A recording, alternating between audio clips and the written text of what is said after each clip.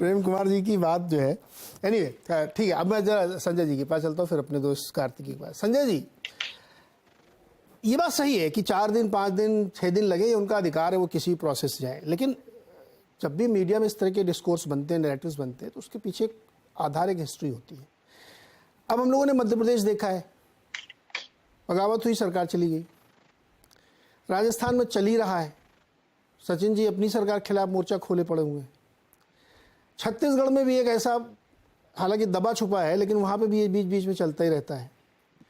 गोपनीय कोई समझौता ऐसा बताया जाता, मुझे नहीं, मैं उसका प्रिव्यू भी नहीं हूँ, मुझे जानकारी भी नहीं है, वैसे कि 2.5 साल बनेंगे, लेकिन बघेल जी नहीं माने तो फिर चला, बीच में वो आए, सब ऐसी तमाम खबरें चलती। इसलिए मीडिया सवाल पूछता है, मेरा काम सवाल पूछना ही है, हम फैसला नहीं करते और करना भी नहीं मुझे। लेकिन इस बिना पे ये लगता है कि जब इतनी ट्रेलर विक्ट्री है आपकी और आप इतना समय ले रहे हैं, दोनों लीडर्स की वहाँ पोस्चरिंग हो रही, पोजिशनिंग हो रही, तो इतना नादान मीडिया में नहीं है सर। प्रेम कुमार जी, अतुल जी, हम लोग भी बहुत 20-20 साल से यही देख रहे हैं, कुछ तो चल रहा है ना गड़बड़, कि बात नहीं बन पा रही। संजय जी, आपका क्या असेसमेंट है? देखिए नीरज जी, पहली बात यह है कि समय लेने में कोई तकलीफ नहीं है किसी को, कि एक प्रचंड बहुमत के बाद एक सरकार बनने जा रही है, तो समय लेना उसमें कोई इशू नहीं है। और पहले कहाँ कितना समय लिया गया वो भी इशू नहीं है। इशू ये है कि दो जो ऐसे स्ट्रांग नेता थे वहां, डीके शिव कुमार और सिद्धारमैया, दोनों प्रखर रूप से, मुखर रूप से मुख्यमंत्री के दावेदार थे। ये अच्छी बात थी कि चुनाव में वो रिफ्लेक्ट नहीं किया किसी तरह की राइवलरी, और चुनाव के बाद ये इशू उभर करके आया है और कांग्रेस को इस तरह का बहुमत मिला है। जब दोनों मुखर उम्मीदवार हैं और हमने डीके शिव कुमार के स्टेटमेंट्स, तमाम तरह के इंटरव्यू प्लस प्रेस कॉन्फ्रेंस, तमाम बातें सुनी, उस बीच में ये भी आ गया कि सिद्धारमैया के पक्ष में बहुमत है, उन्हें मुख्यमंत्री अनाउंस ही किया जा रहा है, 18 तारीख को शपथ ग्रहण हो जाएगा। ये तमाम चीजें जब आ गई, फिर डीके शिव कुमार नहीं आए। देखिए, राजनीति में तबीयत किसी की भी कभी भी खराब हो सकती है, ये हम सभी मानते हैं, वो मानव प्रवृत्ति में है। कोई भी जो इंसान है या कोई भी जीव जंतु है, वो कभी भी बीमार हो सकता है, लेकिन उसका टाइमिंग बड़ा इंपॉर्टेंट है, किस समय में क्या टाइमिंग होता है। और दूसरा चीज है, सत्ता एक एड्रेनलिन का काम करता है।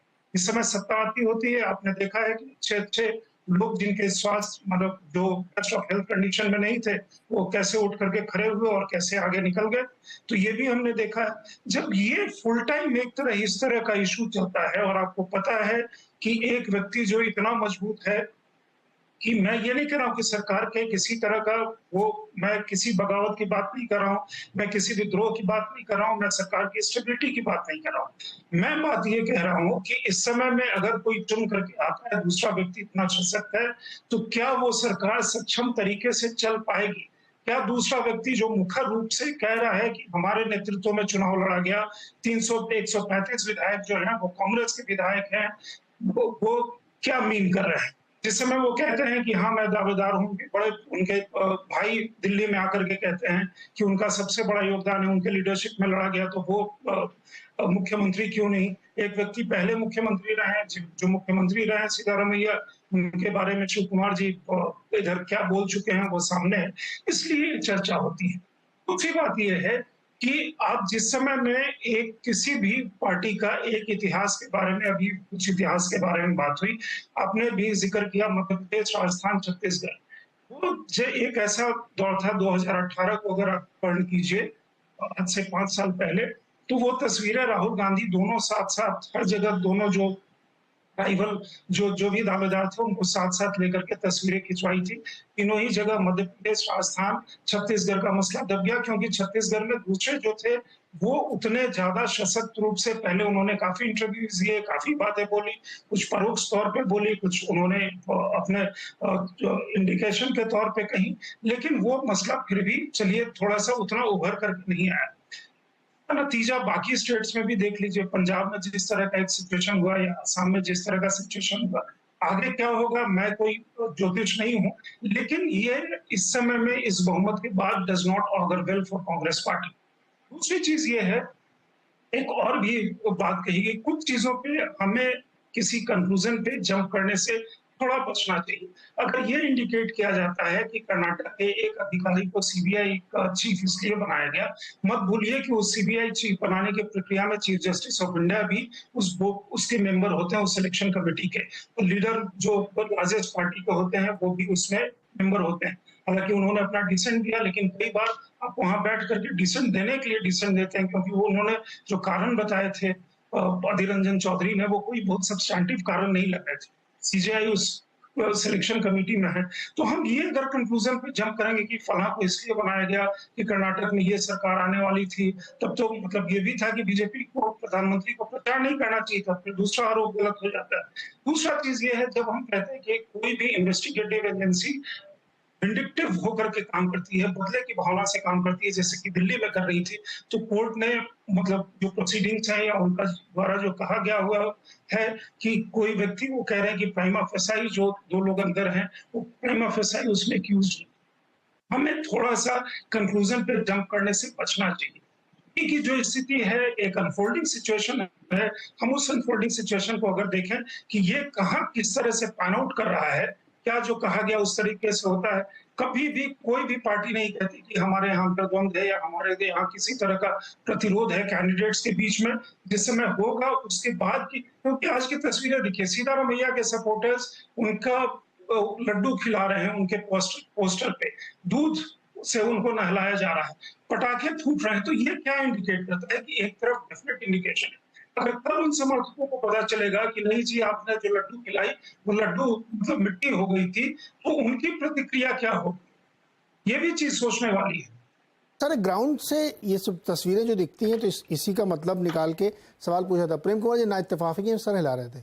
प्रेम कुमार जी कुछ बोलना चाह रहे हैं आप? बिल्कुल बिल्कुल बिल्कुल, एक लाइन जोड़ना चाहूंगा कि क्या कहना चाहिए और क्या नहीं कहना चाहिए। मैं कि देखिए, आर्यन खान का उदाहरण तो मौजूद है ना, जो आपका समीर वानखेड़े का मौजूद है कि किस तरह से एजेंसियां काम करती हैं। आज सत्यपाल मलिक पुलवामा पर बोल रहे हैं तो उनके घर, उनके सब जगह छापे पड़ रहे हैं, तो सवाल कैसे नहीं उठेंगे एजेंसियों पर?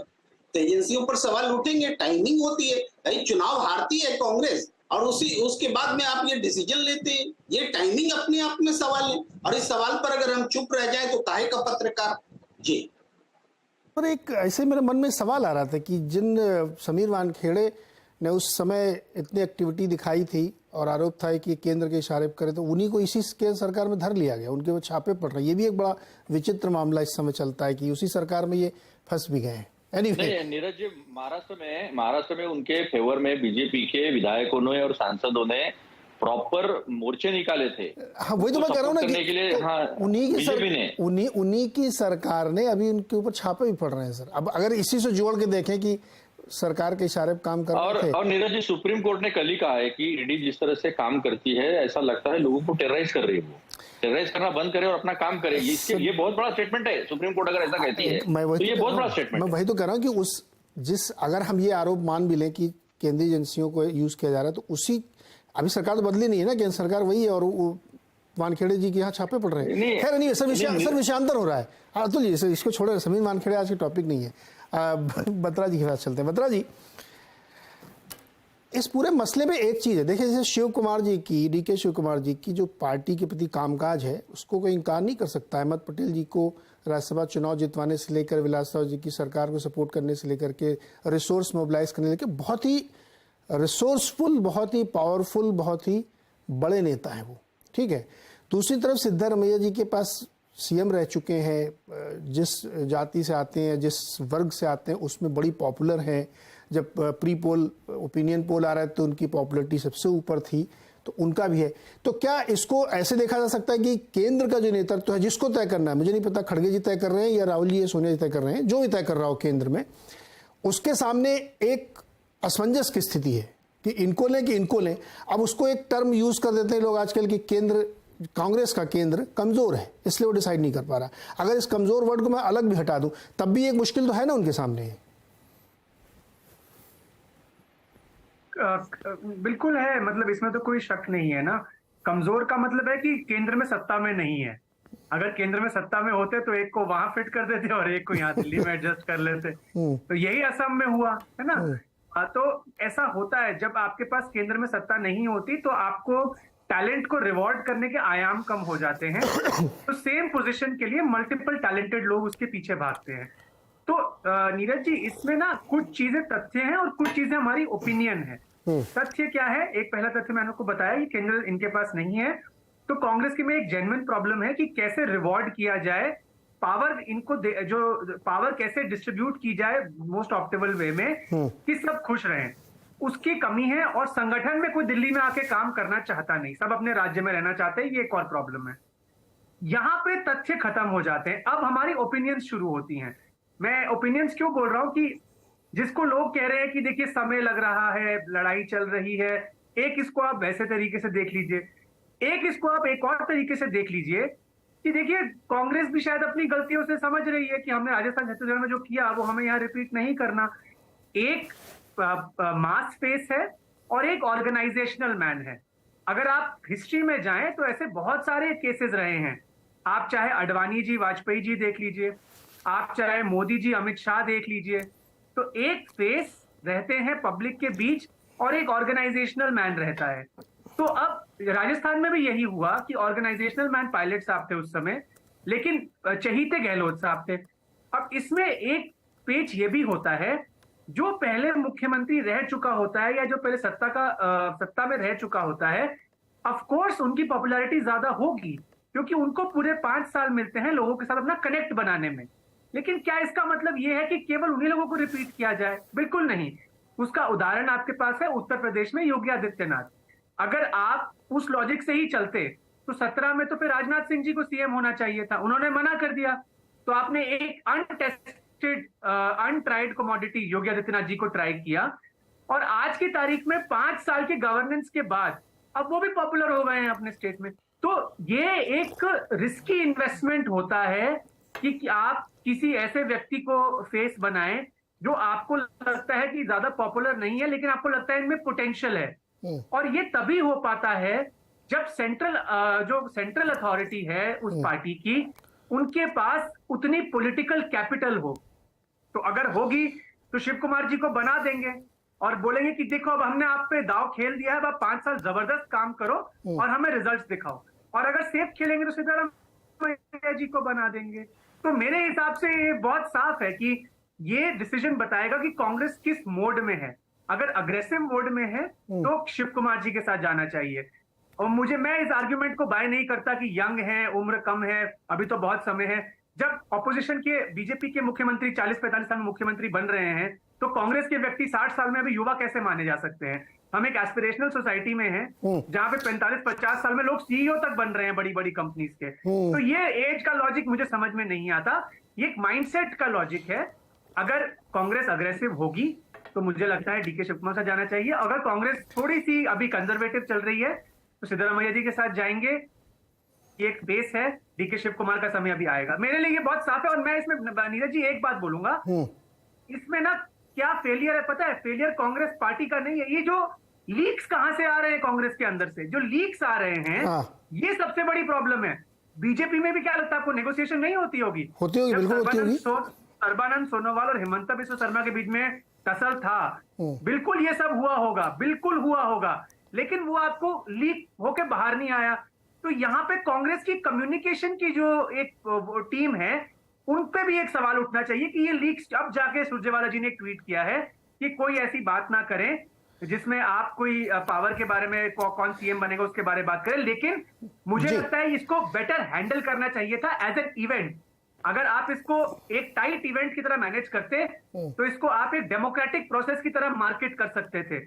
लेकिन अब क्योंकि इतने लीक्स हो गए हैं, जो कि बोला गया लड्डू हो गया और ये हो गया, तो मुझे लगता है कि वहां पे थोड़ी इनकी कमजोरी रही है। बाकी मैं इस प्रक्रिया से मुझे कोई प्रॉब्लम नहीं है, बहुत नेचुरल प्रक्रिया है, सबका एम्बिशन एस्पिरेशन होता है, उसको वैल्यू करना चाहिए।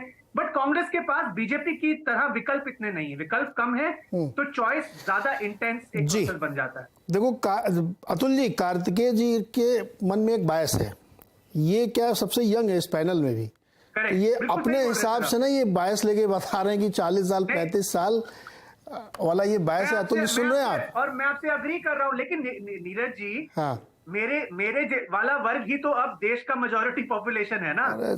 अब तो ये मुस्कुरा रहे हैं आपकी बात मैं रिप्रेजेंटेटिव हूँ ना उस सेगमेंट का।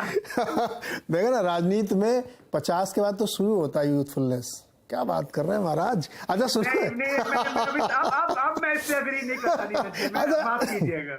एक सवाल और आपसे, उसके बाद मैं दोबारा संजय जी प्रेम जी आ जाता हूँ। आपने एक बात कही कि उत्तर प्रदेश का उदाहरण लेके किया या असम का किया, थोड़ा और पीछे चलते हैं सर, 2012-13 में चलते हैं, जब मोदी जी को डिक्लेयर कर दिया गया था कि ये कैंपेन कमेटी को हेड करेंगे और पीएम बनेंगे। तब तो सत्ता में नहीं थे वो, डिसीजन लिया गया उनके यहाँ।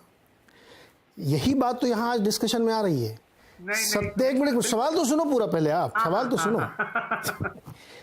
आप केंद्र में सत्ता में हैं या नहीं है, इससे ज्यादा मैटर ये करता है कि आपकी जो ऑर्गेनाइजेशनल स्ट्रक्चर में कल्चर डेवलप हुआ है वो कितना स्ट्रांग है डिसीजन मेकिंग का। प्रॉब्लम यहां पे लगती है मुझे। मैं ये एग्जाम्पल को मैं वैलिड इसीलिए नहीं मानूंगा क्योंकि वो, मैंने आपको कहा ना, कांग्रेस में दिल्ली में आके कोई काम ज्यादा नहीं करना चाहते क्योंकि क्यों? नेशनल लेवल पे बता रहा हूं, नेशनल लेवल पे जो प्रोग्नोसिस है कांग्रेस का अगले साल का, वो अभी इतना अच्छा नहीं दिख रहा है। सिंपल रीजन है, अपने स्टेट में कांग्रेस बीजेपी को आड़े हाथ लेकर हरा सकती है, लेकिन लीडर्स में अभी शायद ये कॉन्फिडेंस नहीं है कि अगर हम दिल्ली चले भी जाएं तो हम ऑर्गेनाइजेशनली हमें कितना फ्री हैंड मिलेगा और इसमें सक्सेस कितना होगा। शायद एक ये कारण हो सकता है। 13 में जो सिचुएशन थी, बनी बनाई बिसात थी एकदम बीजेपी के लिए। ऐसे में मोदी जी का आना मुझे लगता है एक बहुत ही नेचुरल सीक्वेंस ऑफ इवेंट्स था दिल्ली आना, क्योंकि वो उनमें वो एबिलिटी थी कि वो उस एंटी इनकम्बेंसी जो अन्ना मूवमेंट के बाद शुरू हुई थी, उस एंटी इनकम्बेंसी को कैश इन कर पाते। और बीजेपी उस समय अच्छी से, अगर आज आप अगर ये भी सुन लीजिए, अगर आज इन्हीं कांग्रेस लीडर्स को लगे कि हमारा अगले साल 24 के जनरल इलेक्शन में एक अच्छा चांस है, तो आप देखेंगे कि दिल्ली आने में लोग गुरेज नहीं करेंगे।